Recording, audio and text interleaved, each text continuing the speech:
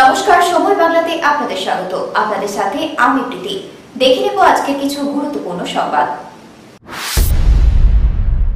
পশ্চিমবাংলায় যে পরিস্থিতি চলছে এতে আগামী বিধানসভা নির্বাচন শান্তিপূর্ণ করা সম্ভব নয় বলে নির্বাচন কমিশনকে জানিয়েছে রাজ্য বিজেপি। অমিত শাহজির প্রোগ্রামে যোগদানের কোনো কার্যক্রম নেই। আগামী কয়েকদিন ধরে বিভিন্ন জায়গায় যোগদান কর্মসূচি রয়েছে। বিভিন্ন দিকে আমরা এখন যোগদান মেলা করছি। সেখানে ছোট থেকে বড় বিভিন্ন স্তরের নেতারা যোগ দিচ্ছেন এবং দেবেন। তবে এই পর্যন্ত কোনো মন্ত্রী যোগাযোগ করেননি, তবে বিধায়কেরা যোগাযোগ করেছেন। আমরা বলেছি আপনারা প্রস্তুতি নিন, যখন সময় আসবে আমরা দলে আপনাদের গ্রহণ করব। আর যে কোনো সময় এটা হতে পারে। তৃণমূলে কোনো ভদ্রলোক আর থাকতে পারবে না, আর এই পার্টিটাই উঠে যাবে। যে কোনো সময় বিস্ফোরণ হবে, পুরো পার্টিটা ভেঙে পড়বে। সেদিকেই গতি প্রকৃতি যাচ্ছে। ছোট থেকে বড় নেতা মন্ত্রী বিধায়কদের এই দলে থাকাটা যে অসহ্য হয়ে যাচ্ছে, সেই ধরনের কমেন্ট করে বুঝিয়ে দিচ্ছে বারে বারে। মেদিনীপুরে শুভেন্দু অধিকারী প্রসঙ্গে মন্তব্য দিলীপ ঘোষের। তৃণমূলের সঙ্গে একটা দূরত্ব, এইটা নিয়ে আপনি দেখুন, তৃণমূলে বিভিন্ন নেতা মন্ত্রী বিভিন্ন বক্তব্য রাখছেন, সেটা নিয়ে আপনারাও মন্তব্য করছেন, সমাজেও চর্চা হচ্ছে। আমার যেটা মনে হচ্ছে, এই পার্টিটাতে কোনো ভদ্রলোক আর থাকতে পারবে না, আর এই পার্টিটাই উঠে যাবে, থাকতে পারবে না। যে পরিস্থিতি হয়েছে, যে কোনো সময় বিস্ফোরণ হবে, পুরো পার্টিটা ভেঙে পড়বে। সেদিকে গতি প্রকৃতি যাচ্ছে। ছোট থেকে বড় নেতা মন্ত্রী এমএলএ এমপি সবাই এই ধরনের বিভিন্ন থাকাটা অসহ্য হয়ে যাচ্ছে, এই ধরনের কমেন্ট করে আর সেটা বুঝিয়ে দিচ্ছেন বারে বারে। সেই জন্য পরিস্থিতি মোটেই ভালো না। বিজেপি বিস্ফোরণ যাই ঘটুক, একটা জিনিস পরিষ্কার হচ্ছে, শুভেন্দু অধিকারীর সঙ্গে দলের একটা গ্যাপ তৈরি হচ্ছে, যেটা অনুগামী নিয়ে আড়াআড়ি হয়ে গেছে। তো তাতে যদি বিস্ফোরণ নাও ঘটে, মনে তো হচ্ছে বোধ যে বিজেপির লাভ হবে। পরিস্থিতি কোথায় যায় ভবিষ্যতই বলবে, তখন আমরা এটা নিয়ে ভাবতে পারবো। আপাতত তিনি একটি পার্টির নেতা মন্ত্রী, আমরা বিরোধী পার্টি। সেই জন্য আমরা আমাদের কাজ করছি, আমাদের শক্তি বাড়াচ্ছি, সমস্ত পার্টি থেকে লোকজন আমাদের নিচ্ছি পশ্চিমবাংলার রাজনৈতিক পরিবর্তনের জন্য।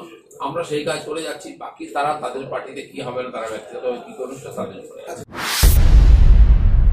সারা ভারতবর্ষ জুড়ে লাভ জিহাদের কেস হচ্ছে। মেদিনীপুরেও একটা লাভ জিহাদের ঘটনা ঘটেছে। একজন নাবালিকাকে অপহরণ করা হয়েছিল। পুলিশ সেই নাবালিকাকে উদ্ধার করছিল না, কোনো সহযোগিতা করছিল না পুলিশ। তারই প্রতিবাদে রবিবার হিন্দু জাগরণ মঞ্চের পক্ষ থেকে মেদিনীপুরের মহিলা থানা ঘেরাও করে বিক্ষোভ দেখানো হয়। উপস্থিত ছিলেন হিন্দু জাগরণ মঞ্চের রাজ্য নেতৃত্ব পারিজাত চক্রবর্তী।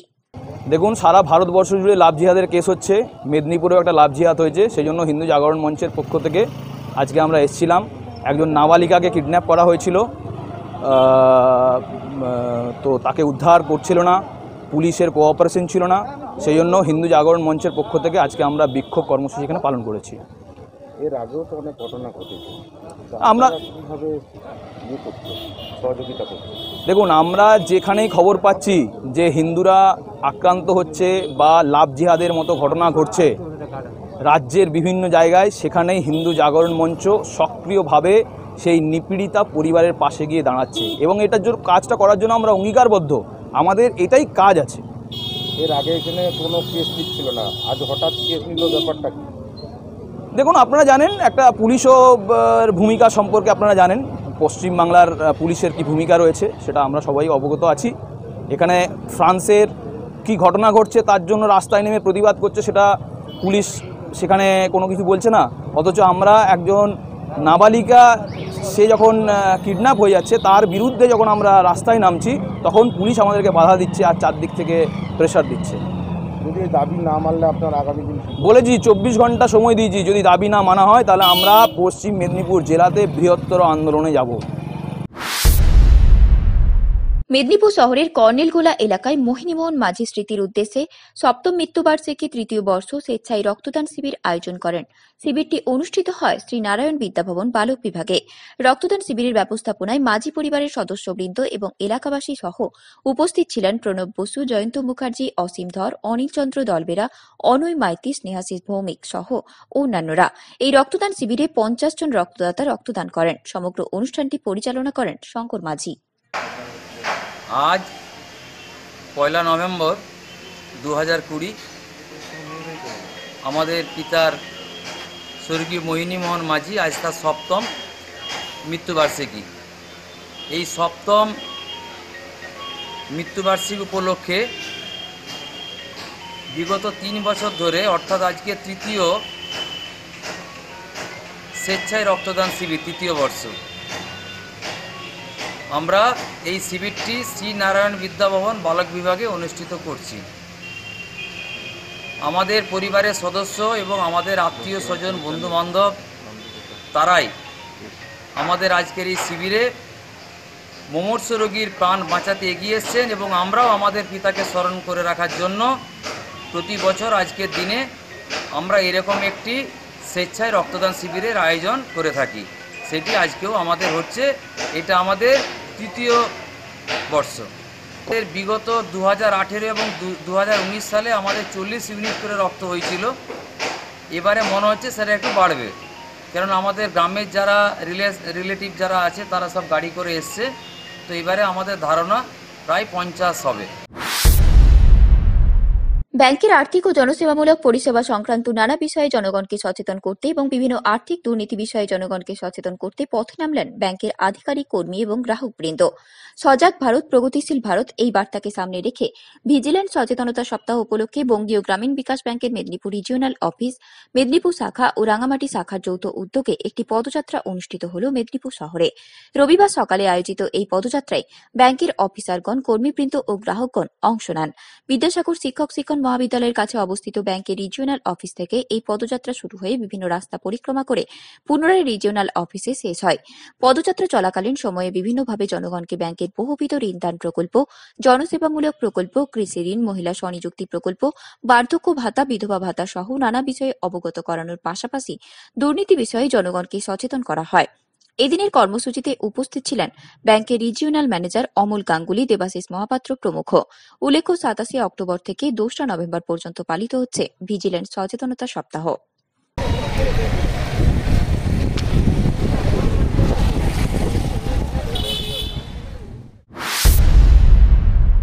মেধাবী ছাত্রীর পাশে দাঁড়াতে এগিয়ে এলেন মার্কিন প্রবাসী জৈব রসায়ন বিজ্ঞানী ড রামকৃষ্ণ দে। নিজের মাধ্যমিক স্কুলের মেধাবী অথচ আর্থিক দিক থেকে পিছিয়ে থাকা ছাত্রী লক্ষ্মী কামিল্লার পড়াশোনার ব্যাপারে সাহায্যের হাত বাড়িয়ে দিলেন আমেরিকা প্রবাসী জৈব রসায়ন বিজ্ঞানী তথা ঝাড়গ্রাম জেলার গোপীবল্লভপুর 2 নম্বর ব্লকের বেলিয়াবেড়া থানার মহাপাল শ্রী বিদ্যাপীঠের কৃতি প্রাক্তনী ড রামকৃষ্ণ দে।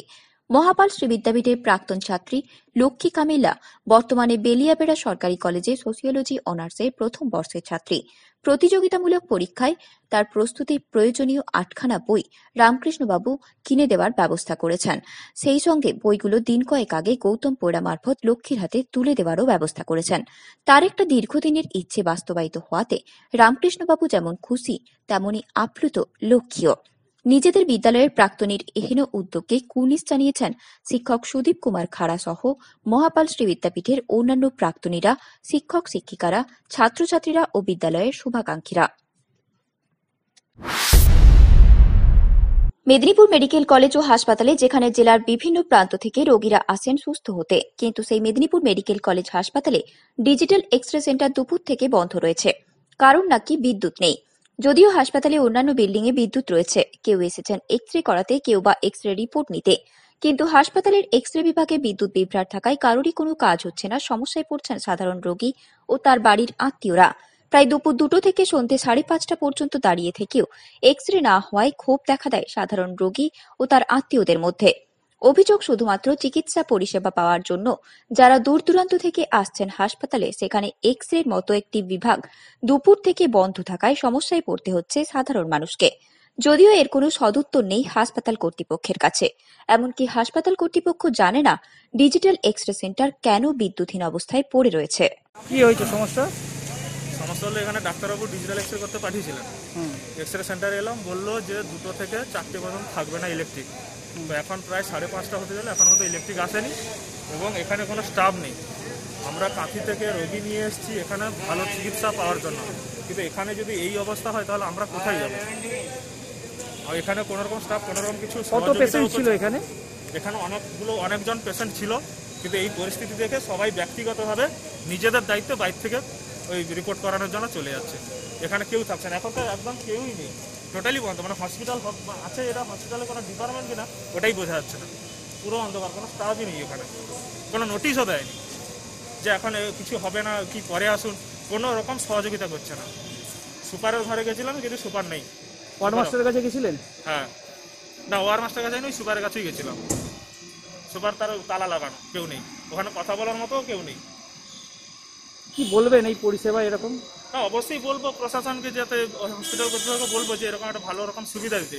কারণ যারা দূর দূরান্ত থেকে আসবে, বিশেষ করে এখন যে ভাইরাসের পরিস্থিতি চলছে, এরকম পরিস্থিতিতে যদি ঠিকঠাক পরিষেবা না দেয়, আমরা সাধারণ মানুষ কোথায় যাব? আমাদের তো এরকম সহযোগিতা করতে হবে। মেডিকেল কলেজের মতো জায়গায় হ্যাঁ হ্যাঁ, এরকম একটা মানে একদম সিরিয়াস জায়গা। এগুলো তো গুরুত্ব সহকারে এগুলো করতে হবে। যখন আমরা ইমার্জেন্সি কাউন্টারে টোকন নিতে গেছিলাম, ওখানে দেখছি ভদ্রলোক ফোনে কথা বলছে, পাক্কা 10 মিনিট দাঁড়িয়েছিলাম। ইমার্জেন্সি কাউন্টারে যদি এরকম চলে, তাহলে আমরা কি করবো? আপনার পেশেন্টকে কোথায় নিয়ে বাইরে নিয়ে যাচ্ছেন?